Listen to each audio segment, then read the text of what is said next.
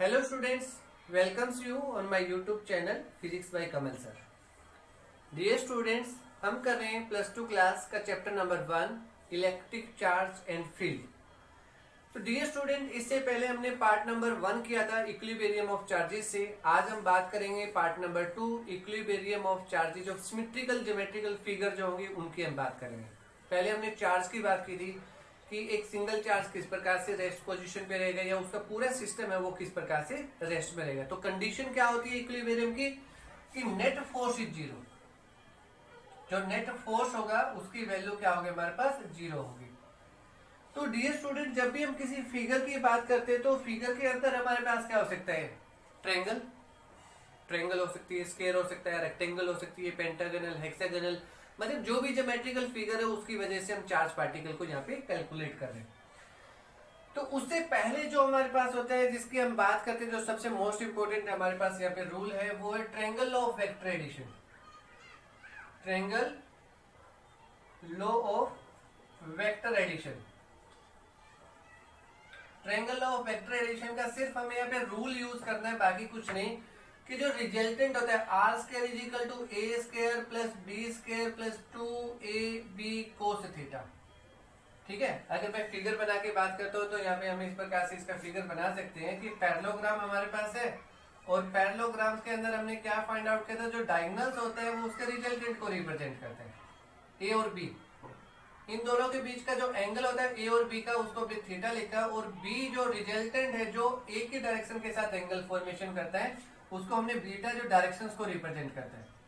तो इस प्रकार से हम यहाँ पे फिगर को कंप्लीट कर सकते हैं और ये हमारे पास एक डायगोनल बन सकता है। ये ए तो ये भी ए होगा, ये बी तो ये भी क्या होगा हमारे पास बी। तो रिजल्टेंट का जो फॉर्मूला होता है हमारे पास वेक्टर फॉर्म में होता है R vector is equal to A vector plus B vector. और डायरेक्शन निकालने के लिए, मतलब मैग्नीट्यूड निकालने के लिए हम इस प्रकार से ट्रायंगल यूज करके और फाइंड आउट कर सकते हैं। सिमिलरली हमारे पास यहाँ पे क्या था कि इस फिगर के अंदर ये एंगल थीटा फॉर्मेशन, तो यहाँ पे थीटा फॉर्मेशन होता है, ये हमारे पास होगा बी cos थीटा और ये होता है बी sin थीटा। तो हम यहाँ पे डायरेक्शन भी फाइंड आउट कर सकते हैं। अगर हमें डायरेक्शंस बताने हो तो टेंजेंट बीटा क्या निकालेंगे, tangent beta, tangent perpendicular upon base, मतलब बी sin थीटा अपॉन ए प्लस बी cos थीटा। ये सबसे मोस्ट इंपोर्टेंट पार्ट है यहाँ पर। अब हम बात करते हैं कि हमारे पास इसके अंदर जो एंगल थीटा है उसके कोस आता है, कोस। तो कोस की वैल्यू हमें पता होनी चाहिए, मतलब 0 डिग्री के ऊपर कितना है 0, 30 के ऊपर कितना होगा, 60 के ऊपर कितना होगा, 90 के ऊपर कितना है, 30, 60, 90, 120 पे वैल्यू कितनी होगी, 150 पे कितनी होगी और 180 के ऊपर वैल्यू कितनी होगी। तो डियर स्टूडेंट, इसको याद करने का तरीका जो मेरे पास है, जिसको मैं हमेशा याद रखता हूँ, जिससे मुझे वैल्यू का आइडिया आ जाता है, वो होता है वेव फॉर्म। ठीक है, वेव की फॉर्म के अंदर मैं इसको इजीली याद कर लेता हूँ कि 0, ठीक है, 0, 90, उसके बाद 180, फिर हमारे पास 270, 360, ठीक है, उसी नेक्स्ट चलते रहेंगे 450, 540, ठीक है, 630, 720। ठीक है, तो कोस 0 जो होता है वो 1 होता है, कोस 0 1 होता है, कोस 90 0 होते हैं, कोस 180 -1 होता है, ठीक है, कोस 270 0, फिर वैल्यू पॉजिटिव। इस प्रकार से ये वेव चलेगी। आपको ये आइडिया आ जाता है कि किस एंगल के बीच में वैल्यू जो होगी हमारे पास पॉजिटिव होती है और कहां पर नेगेटिव होती है। 0 से 90 के बीच में आती है तो वैल्यू डिक्रीज हो रही है, इस चीज का ध्यान रखें। ठीक है, तो मैं यहाँ पे कोस थीटा की वैल्यू लिख रहा हूँ आप लोगों की याद रखने के लिए, कोस 0 1, ठीक है, कोस 0 1। चलो एक और तरीका भी होता है हमारे पास जो हम यहाँ तक यूज करते हैं, ठीक है, मतलब 0, 30, 45 भी हम यहाँ पे लिखते हैं, कोस 45, देन 60 और देन 90 डिग्री। ठीक है, तो हम इसको लिखते हैं 4 3 2 1 0, 4 3 2 1 0, और इसको 4 से डिवाइड कर देते हैं। किससे डिवाइड करते हैं, 4 से डिवाइड करते हैं और फिर अंडर रूट कर देते हैं। तो यहाँ पे हमारे पास वैल्यूज आ जाती है कि जो cos 0 है उसकी वैल्यू आएगी 1, cos 30 की वैल्यू √3/2, cos 45 1/√2, यहाँ पे 1/2 और ये वैल्यू 0। ठीक है, आगे चलते हैं तो देखो 120 से 180 तक जाते हैं तो फिर हमारे पास वैल्यू नेगेटिव माइनस, मतलब 270 तक 0 में जाती है। उसके बाद हमारे पास देखो 120 -1/2 लिख दो, कुछ नहीं करना सिर्फ, ठीक है, आगे की वैल्यू जो होगी हमारे पास, इस वैल्यू को 145 को हम लिखेंगे -1/√3/2। ठीक है, 90 प्लस 60 की हम बात कर रहे हैं, तो 90 प्लस 60 के अंदर हम इस प्रकार से राइट कर सकते हैं। तो जो वैल्यू हमारे पास होगी कोस 180 जो होगा वो -1 के इक्वल होगा। ठीक है, तो ये कुछ पार्ट हमारे पास होंगे जिसकी हम बात कर रहे हैं। तो इसी प्रकार से अगर हम इस चीज को याद रखें कि वैल्यू हमारे पास कितनी होगी, किस प्रकार से होगी, तो वो चीजें हम यहाँ पे निकाल सकते हैं। इन चीजों को याद रखें कि दो चार्ज पार्टिकल्स हमारे पास हो तो किस प्रकार से वैल्यूज यूजेबल होंगी। अब क्या हमारे पास है इसके अंदर, अगर हम यहाँ पे लेके दो फोर्स है, एक हमारे पास है F और एक फोर्स इस तरफ है F, इन दोनों के बीच का एंगल कितना है 30 डिग्री है, तो रिजल्टेंट फोर्स ये बनेगा। ठीक है, तो कैसे निकाल सकते हैं, इसी फॉर्मूले से। जो F डैश की वैल्यू होगी वो क्या बनेगी, F square plus F square plus 2F square और कोस 30 कितना है √3/2, कोस 30 कितना है √3/2। तो कितना बनेगा हमारे पास, इन वैल्यूज को ऐड करेंगे तो 2F स्क्वायर कॉमन निकला, 1 प्लस में कोस 30 कितना है √3/2। ठीक है, और F square then F dash is equal to √, तो ये बनेगा F √2 1 प्लस √3/2। आपको ये चीज याद रखनी है। ठीक है, आपको ये चीज याद रखनी होगी कि आपका नेट फोर्स कितना होगा। सिमिलरली अगर आपके दो फोर्सेज हैं, दोनों फोर्सेज के बीच में जो एंगल है वो 60 डिग्री का हो, कितने डिग्री का हो 60 डिग्री का, तो अब यहाँ पे क्या आ जाएगा कोस 60 की वैल्यू कितनी है 1/2। इसको डायरेक्ट लिख सकते हैं F dash is equal to √3F। इस प्रकार से ये याद रखना होगा आपको कि जो आपका रिजल्टेंट फोर्स है उसकी वैल्यू क्या होगी। ठीक है, आगे चलते हैं। अगर आपका फोर्स हमारे पास 90 डिग्री के केस में हो, ठीक है 90 डिग्री के अंदर क्या होगा, तो हमारे पास एक फोर्स इस तरफ एक फोर्स इस तरफ, एक F हो गया, ये भी F हो गया 90 डिग्री। ठीक है, तो F डैश दोनों के बीच में 90 डिग्री। ठीक है, तो रिजल्टेंट क्या बनेगा, रिजल्टेंट ठीक है एंगल कितना बना 90, कोस 90 कितना है 0, ये फैक्टर 0 हो गया, तो सिर्फ ये फैक्टर बचा हमारे पास। तो क्या बनेगा F dash square is equal to F square plus F square, क्या लिख सकते हैं 2F स्क्वायर, मतलब F dash is equal to √2F square, √2F के इक्वल। ये इंपॉर्टेंट रिजल्ट F डैश की वैल्यू जो होगी वो √2F के इक्वल होगी। तो एक तो ये केस सबसे ज्यादा यूज होगा और एक ये केस सबसे ज्यादा यूज हो सकता है, जो मोस्ट प्रोबेबली यूज किया जाता है, उस कंडीशन में हम राइट कर सकते हैं। ठीक है, फोर्थ पार्ट की बात कर रहे हैं। ठीक है, ये वैल्यू हमने निकाल दी यहाँ पे। फोर्थ की बात कर रहे हैं, अगर एंगल 180 डिग्री हो जाए, एंगल कितना हो 180 डिग्री, तो F डैश की वैल्यू क्या होगी 180।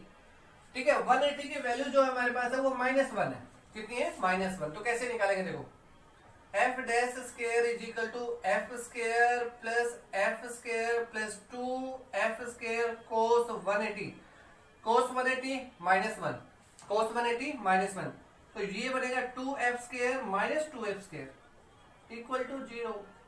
F डैश की वैल्यू कितनी होगी, तो नेट फोर्स कितना होगा यहाँ पे, नेट फोर्स की वैल्यू F डैश की वैल्यू कितनी हो जाएगी 0। आप ये याद रखें, ये चीजें आप लोगों को याद रखनी पड़ेगी कि कौन सी वैल्यू कहां पर कितनी होती है, किस पार्ट से हम इसको याद कर सकते हैं। 30 के केस में कितनी होगी, 30 डिग्री के केस में कितनी हमारे पास है F और √2 1 प्लस √3/2। ठीक है, तो ये चीजें आप लोग याद रखें तभी हम निकाल सकते हैं। आगे चलते हैं इसके पार्ट के अंदर कि जो हम सिमिलर चार्ज पार्टिकल की बात कर रहे हैं, सिमेट्री की बात कर रहे हैं, जो टॉपिक हमारे पास मेन इंपॉर्टेंट है इस पार्ट के अंदर, उसकी हम बात कर रहे हैं यहाँ पे। ठीक है, तो यहाँ पे मैं इक्विलिब्रियम कंडीशन की बात कर रहा हूं। अब मैं चीजों को डायरेक्ट लिखूंगा, इस चीज का याद रखना कि हम किस प्रकार से पार्ट को डायरेक्ट लिख सकते हैं। तो इक्विलेटरल ट्रायंगल की हम बात करते हैं, किसकी बात करते हैं, इक्विलेटरल ट्रायंगल की। ठीक है, फर्स्ट फिगर इक्विलेटरल ट्रायंगल। ठीक है, इक्विलेटरल ट्रायंगल के कॉर्नर के ऊपर जो चार्ज है वो सिमिलर चार्ज है, +Q चार्ज है। कितना रखा हुआ है +Q चार्ज। इक्विलेटरल ट्रायंगल की जो साइड है वो कितनी है, A के इक्वल है। और एक सेंट्रोइड है, सेंट्रोइड क्या होता है, एंगल का बाइसेक्टर, सभी को पता है, the bisector of angle is centroid. ठीक है, जिसको हमने लिख दिया O, क्या लिखा O, और इस O के ऊपर एक चार्ज रख दिया प्लस Q। इक्विलिब्रियम का मतलब क्या है कि जो Q चार्ज है, ठीक है, तो इसका नेट फोर्स क्या होगा, net force on Q is 0। कितना होना चाहिए, नेट फोर्स की वैल्यू कितनी होनी है, Q के ऊपर 0 होनी चाहिए, तभी तो हम क्या निकाल सकते हैं, इक्विलिब्रियम कंडीशन निकाल सकते हैं। अब देखो यहाँ पे इक्विलिब्रियम कंडीशन कैसे निकालेंगे इस पार्ट के अंदर, सिर्फ मैं आपको बता रहा हूँ कि चार्ज को हम किस प्रकार से 0 कर सकते हैं, सिर्फ शॉर्टकट पार्ट। ये पॉजिटिव इस पॉजिटिव को रिपेल करेगा तो नीचे की तरफ फोर्स होगा, मतलब इसको लिख सकते हैं force on 0 due to E, ठीक है। सिमिलरली B इसके ऊपर फोर्स लगाएगा तो उस कंडीशन में along the line joining force की वैल्यू इस तरफ होगी, इसको लिखेंगे F0B। ये भी इसको रिपेल करेगा तो इसकी डायरेक्शन इस तरफ बनेगी FOC। देखो तीनों डायरेक्शन क्या है, अपोजिट है। ये वर्टिकल डाउनवर्ड, इन दोनों का रिजल्टेंट आप निकालोगे तो ये वर्टिकल अपवर्ड होगा, ठीक है। इसको हम लिख सकते हैं FCB, ठीक है। और मैग्नीट्यूड FCB जो है वो किसके इक्वल होगा, FOA के इक्वल। तभी तो हमारे पास क्या हो सकता है, डायरेक्शन क्या होगी, अपोजिट डायरेक्शन के अंदर दोनों एक्ट करेंगे।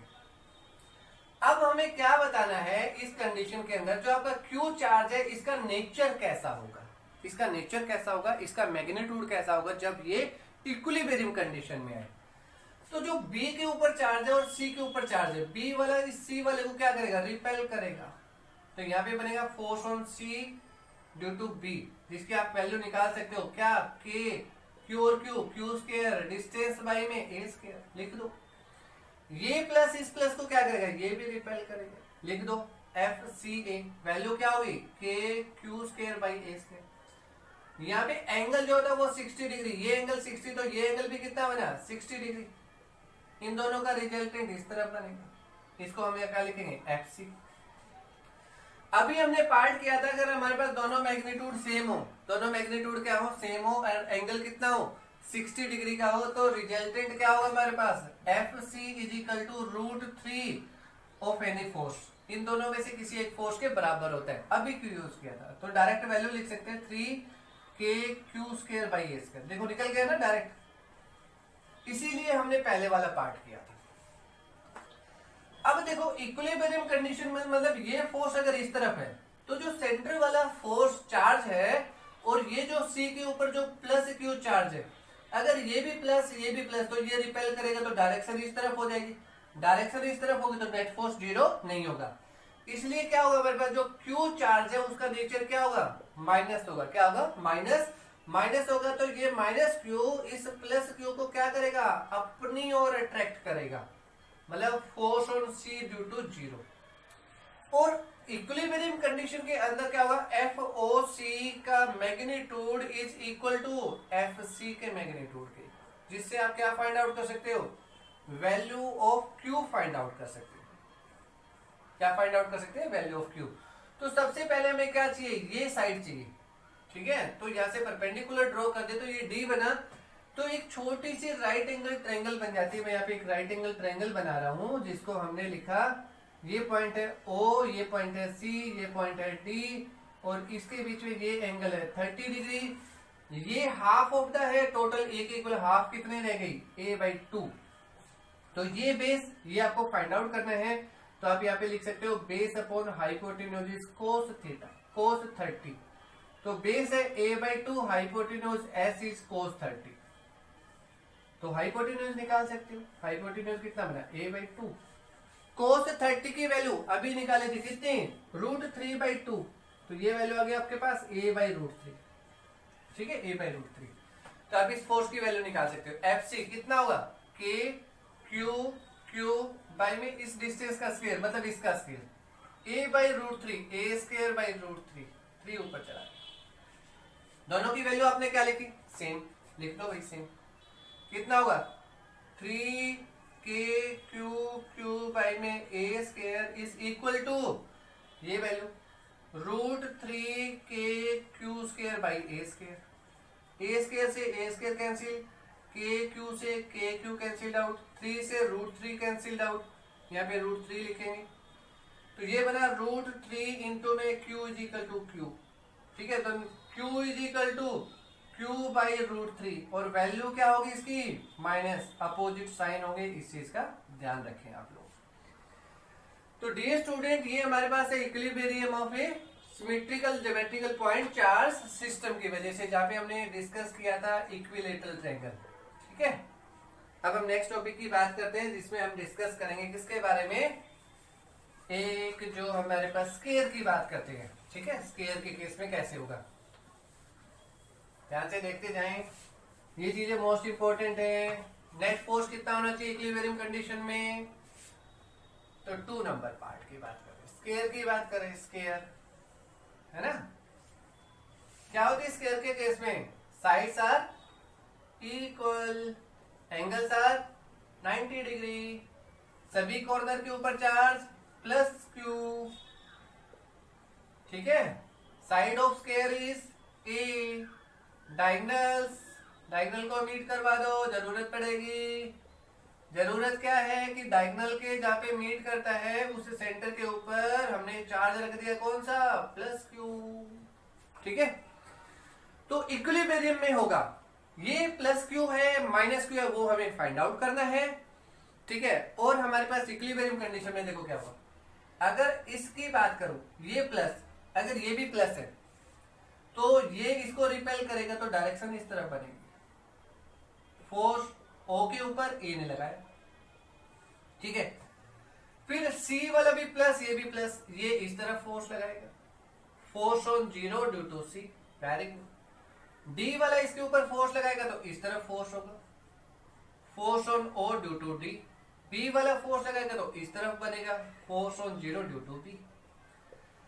तो क्या बना, ये दोनों इस डायरेक्शन में, ये दोनों इस डायरेक्शन, इन दोनों का रिजल्टेंट ऊपर की तरफ FCD, इन दोनों का फोर्स नीचे की तरफ FBA।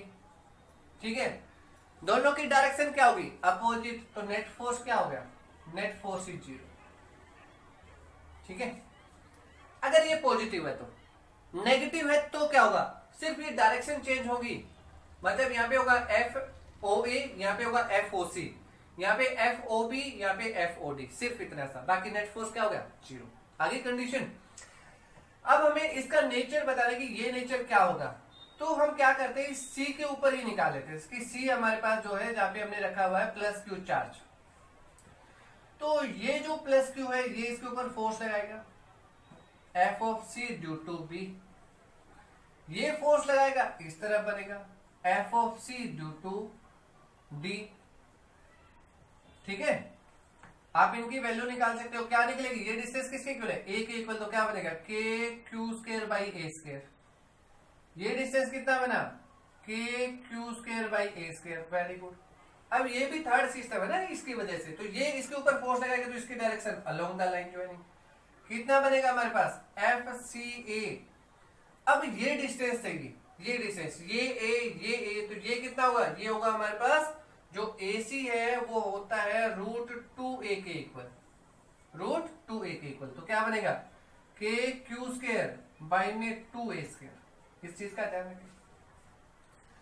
अब ये जो दोनों फोर्स है, इन दोनों फोर्स के बीच में 90 डिग्री का एंगल है, तो इन दोनों का रिजल्टेंट भी इस डायरेक्शन में एक्ट करेगा, जिसको हम लिख सकते हैं CBD, याद रखें। ठीक है, एंगल कितने डिग्री का, 45 का, एंगल कितने का, 45 का, तो जो CBD की वैल्यू होगी मेरे पास, उसको मैं डायरेक्ट लिख रहा हूं कितना, √2 of KQ² by A²। Shortcut है, शॉर्टकट क्या है, शॉर्टकट। इन दोनों के बीच में कितने डिग्री का एंगल, 90 डिग्री का। FCD और FCB के बीच में कितने डिग्री का एंगल है, 90 डिग्री का, और FCD is equal to FCB, दोनों सेम है, KQ² बाई A², तो रिजल्टेंट का फॉर्मूला यही बनेगा हमारे पास। अब इन दोनों फोर्सेस की डायरेक्शन क्या होगी हमारे पास, सेम होगी, जिसको हम बोलेंगे force of attraction, force of repulsion, sorry, so क्या बोलेंगे, फोर्स ऑफ रिपल्सन, जो क्या होगा, FCA प्लस FCBD। ठीक है, जिसको हम FC बोल सकते हैं। ठीक है, या अट्रैक्शन ही लिखो, तो FCA कितना है, लिख दो KQ² बाई 2A², और √2 KQ² बाई A²। ठीक है, कॉमन निकलता है, कॉमन निकाल दो, के Q square by A square common है, यहाँ पे 1/2 प्लस √2 रह गया। ठीक है, इसका भी एलसीएम लोगे तो के Q square by A square, और ये होगा हमारे पास 1 प्लस में 2√2/2। ये फोर्स ऑफ रिपल्सन, ये भी रिपेल कर रहा है, ये भी रिपेल कर रहा है, ये भी रिपेल कर रहा है, तो ये क्या करेगा, अट्रैक्ट करेगा। अट्रैक्ट करेगा तो जो क्यू चार्ज होगा उसका नेचर कैसा मिला हमें, -q। क्या मिला, -q। तो nature of charge, nature of charge q is opposite to other charges. जो अदर चार्जेस है उनके अपोजिट है, कैसा, q माइनस। तो FOC निकालेंगे, FOC ये डिस्टेंस, ये पूरा डिस्टेंस हमारे पास है √2, तो जो OC है वो बनेगा a/√2, half of it, AC का हाफ हो जाएगा OC। तो क्या होगा फॉर्मूला, k q बाई में इसका स्क्वायर, मतलब a स्क्वायर बाई में 2। इसको बोलेंगे फोर्स ऑफ अट्रैक्शन। क्या बोलेंगे, फोर्स ऑफ अट्रैक्शन। तो ये फोर्स ऑफ अट्रैक्शन है, तो इन दोनों को देखो इक्वेट करेंगे तो हमारे पास क्या होगा, FOC is equal to FCBD। तो सॉरी, FC ही लिख सकते हैं हम यहाँ पे, जिसकी डायरेक्शन अपोजिट हमारे पास है। ठीक है, force of attraction equal to force of repulsion, 2kq by में a square is equal to √2 kq square by a square 1 plus 2√2 by में 2k। ये वाला k और q कैंसिल्ड आउट हो गया भाई, a स्क्वायर से a स्क्वायर कैंसिल्ड आउट हो गया, तो यहाँ पे बचा q। ये जो 2 मल्टीप्लाई में यहाँ पे गया तो डिवाइड में चले गए, ये बना q, और 1 प्लस 2√2 डिवाइड बाई 4। नेचर कैसा होगा, माइनस का, नेगेटिव का। ऐसे हम निकाल सकते हैं। ये हमारे पास सेकंड पार्ट था जिसकी हमने बात की, क्या है, स्क्वायर, स्क्वायर के केस में। ठीक है, इसी प्रकार से नेक्स्ट चलते हैं, नेक्स्ट फिगर की तरफ, जो हमारे पास नेक्स्ट होगा थर्ड पार्ट।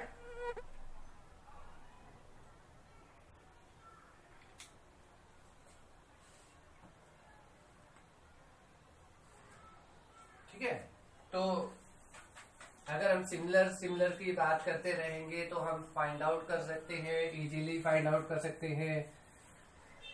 अब हम बात करते हैं थर्ड नंबर की, और जिसमें हम बात करते हैं हेक्सागोन की। ठीक है, हेक्सागोनल सिस्टम जो होता है हमारे पास, फिगर जो होता है जिसपे 6 साइड्स होती है। ठीक है, 6 साइड्स की हम बात कर रहे हैं। ठीक है, क्या है, ABCDEF, यहाँ पे भी +Q, यहाँ पे भी +Q, यहाँ पे भी +Q, सभी जगह पे कितना है, +Q चार्ज है। ठीक है, और सभी के डायगोनल को मीट करवा दिया, जहां पर मीट करेंगे तो वो पॉइंट हमारे पास क्या कहलाएगा, वो इनका एंगल बाइसेक्टर जो होगा, और उसके ऊपर जो चार्ज रखा हुआ है यहाँ पे, ये है +Q चार्ज। ठीक है, देखो ये डिस्टेंस, सारे डिस्टेंस क्या होंगे, सेम होंगे, क्योंकि हमारे पास हेक्सागोनल सिस्टम है। तो ये फोर्स इसको रिपेल करेगा, इस तरफ डायरेक्शन बनी, ये फोर्स इसको रिपेल करेगा तो इस तरफ डायरेक्शन बनी, ये फोर्स इसको रिपेल करेगा तो ऊपर की तरफ डायरेक्शन बनी, ये फोर्स इसको रिपेल करेगा तो नीचे की तरफ डायरेक्शन बनी, ये इसको रिपेल करेगा तो इस तरफ फोर्स की डायरेक्शन बनी, ये इसको रिपेल करेगा तो इस तरफ डायरेक्शन बनी। तो सभी डायरेक्शन क्या होगी, अपोजिट। तो नेट फोर्स कितना बनेगा, नेट फोर्स इज 0। इसी के सेकंड केस की अगर हम बात करें, अगर हमारे पास इसी हेक्सागोनल सिस्टम के अंदर अगर हम एक चार्ज को रिमूव कर दें, ठीक है, अगर ए के ऊपर जो चार्ज है उसको रिमूव कर दे, बाकी को हम एज इट इज रखें, ठीक है, तो उस कंडीशन के अंदर जो हमारे पास नेट फोर्स है उसकी वैल्यू 0 नहीं होगी। तो मतलब चार्ज इक्विलिब्रियम में नहीं होंगे।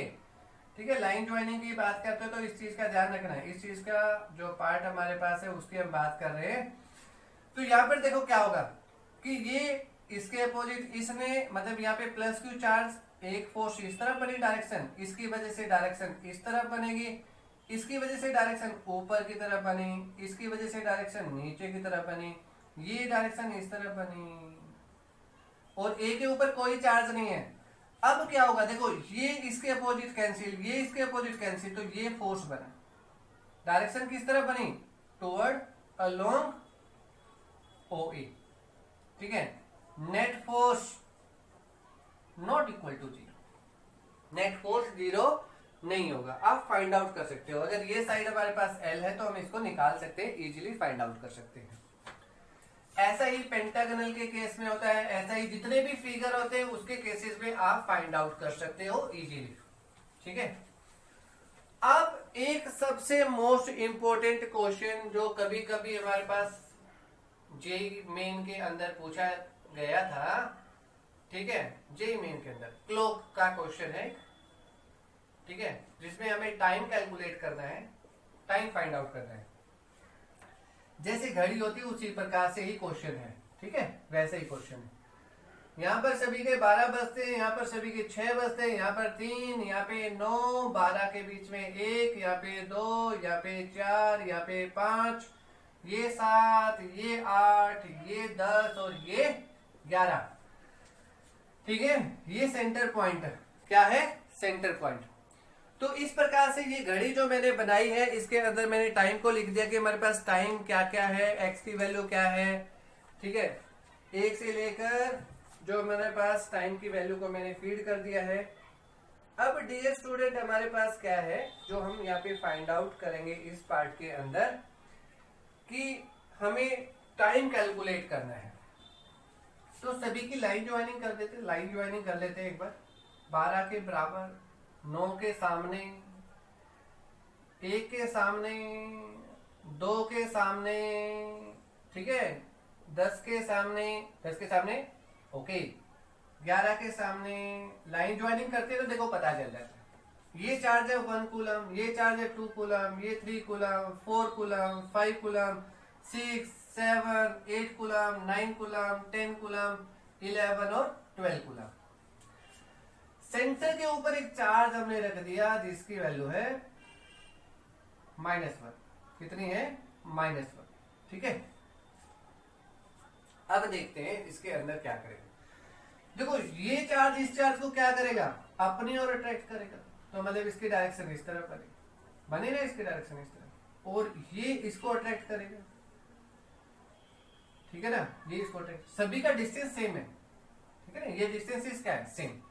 तो देखो यहाँ पे वैल्यू है 7, यहाँ पे वैल्यू कितनी है 1, तो मतलब ये फोर्स ज्यादा बनेगा, ये फोर्स ज्यादा होगा तो इसकी वैल्यू क्या होगी, F इक्वल टू, देखो 7, यहाँ पे 1, नेट फोर्स निकालोगे तो हाई वैल्यू में से लो वैल्यू को क्या कर सकते हैं, माइनस कर सकते हैं, तो कितना बनेगा वो आप लोग कैलकुलेट कर रहे हैं। ये वैल्यू देखो, ये इसको अपनी ओर अट्रैक्ट किया, इसलिए अपनी ओर अट्रैक्ट किया, तो इसका इस तरफ बना रिजल्टेंट कितना, F8 लिख सकते हैं, इसको F7 लिख सकते हैं।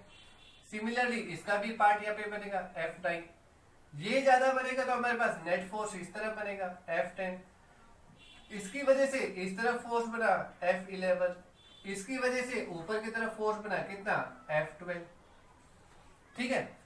अब इन दोनों का रिजल्टेंट ये बन गया F87, इन दोनों का रिजल्टेंट ये बन गया F11-12, ठीक है।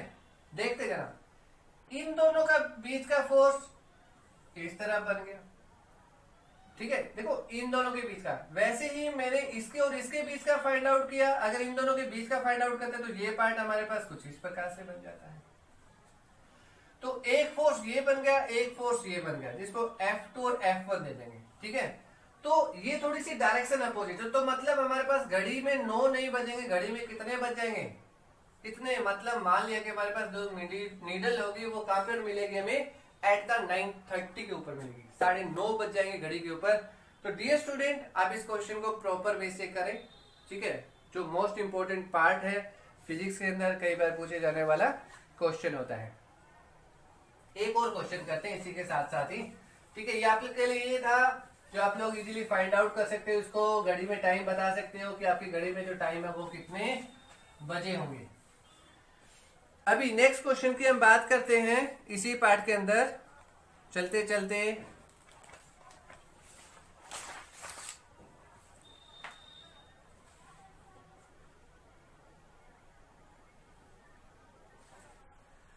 अगर कोई दो सिमिलर चार्ज पार्टिकल एक ही पॉइंट से सस्पेंडेड किए जाए, ठीक है, एक ही पॉइंट से सस्पेंड कर दें, जिनका डिस्टेंस कितना है L, दोनों कैसे है, पॉजिटिव है, क्या है, positive. If two charge particle are suspended from a same point, तो अगर चार्ज पार्टिकल सेम है तो दोनों क्या करेंगे, एक दूसरे को रिपेल करेंगे, they are repel to each other, एक दूसरे को रिपेल करेंगे। यहाँ पे प्लस क्यू चार्ज, यहाँ पे भी क्या आएगा, प्लस क्यू चार्ज, ये दोनों का सेंटर पॉइंट हम कह सकते हैं, जिसके बीच में डायरेक्शंस को बना सकते हैं ओ, ठीक है। तो यहाँ पे ये इसको रिपेल करेगा, ये रिपेल करेगा, तो एक दूसरे के ऊपर क्या करेंगे, फोर्स एक्सर्ट करेंगे, रिपल्सन बनी, तो दोनों के बीच में एंगल फॉर्मेशन कितना हुआ, थीटा, ये भी कितना बनेगा, थीटा। यहाँ पे स्ट्रिंग के अंदर क्या क्रिएट हो जाएगी, टेंशन क्रिएट हो जाएगी दोस्तों, ठीक है। बॉडी का वेट जो होता है हमारे पास, जो चार्ज पार्टिकल है, अगर इसका मास m है तो W इक्वल टू क्या बनेगा, mg। Equilibrium condition find out करेंगे तो उस कंडीशन में हमारे पास फोर्स ही जाएंगे। अगर देखो ये लाइन थीटा, तो ये अगर थीटा है तो कंपोनेंट क्या बनेगी, ये बनेगा t cos थीटा, कितना बनेगा हमारे पास, t cos थीटा बनेगा। डियर स्टूडेंट, उसको हम फाइंड आउट कर सकते हैं और भी निकाल सकते हैं। अगर हम ऊपर की बात करते हैं तो ये एंगल भी कितना हमारे पास है, थीटा है, तो ये cos थीटा, तो ये भी कंपोनेंट कौन सा होगा, t cos थीटा, आप कैसे भी बना सकते हो, ठीक है। इसके विद रिस्पेक्ट टू ये t sin थीटा होता है, तो इसके अपोजिट तो हमारे पास यही बनेगा, तो ये कंपोनेंट कौन सा होगा हमारे पास, ठीक है, जिसमें थीटा बनता है, तो उस कंडीशन में हम इसके कंपोनेंट फाइंड आउट कर सकते हैं। ये t sin थीटा, रिपेल कर रहे हैं तो फोर्स इस तरह बना, कौन सा, F equal to Q into electrostatic force जिसकी हम बात करते हैं।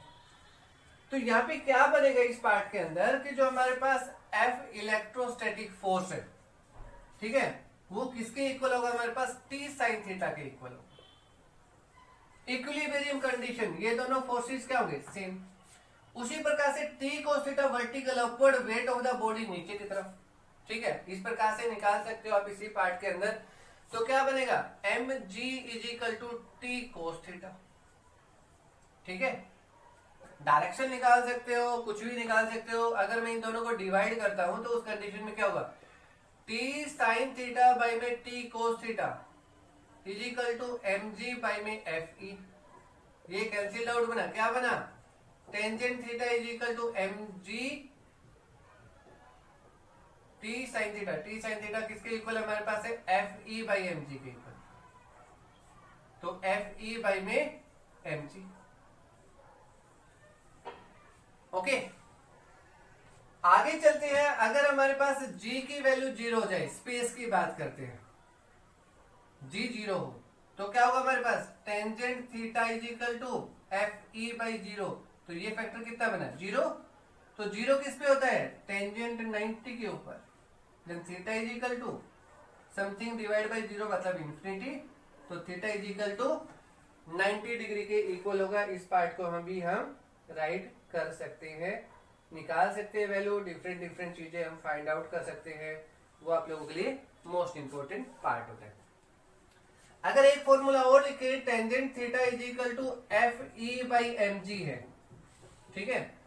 अगर इस डिस्टेंस को हम कंसीडर कर लें कि ये x है, ये भी कितना है x टोटल, या फिर टोटल ही राइट कर लेते हैं, टोटल डिस्टेंस किसके इक्वल है, x के इक्वल है, तो fe की वैल्यू क्या होगी, f is equal to k q square by x square, ठीक है। तो क्या बनेगा हमारे पास, k q square by x square into में mg, ठीक है। रिपल्सन डिस्टेंस फाइंड आउट कर सकते हैं, क्या होगा हमारे पास, x square is equal to k q square mg tangent theta, then x is equal to under root of k q square mg tangent theta. आगे निकल गया, x की वैल्यू को आप इजीली फाइंड आउट कर सकते हो, जो पार्ट आप लोगों के पास गिवन होगा उसके विद रिस्पेक्ट टू, ठीक है। तो ये था हमारे पास part number 2, equilibrium of geometrical figure से रिलेटेड, जो मैंने आप लोगों को बताया कि हम किस प्रकार से किसी भी फिगर की ज्योमेट्रिकल शेप कैसे बता सकते हैं, किसी भी चार्ज की पोजीशन, किसी भी चार्ज का नेचर कैसे फाइंड आउट कर सकते हैं। Thank you for watching.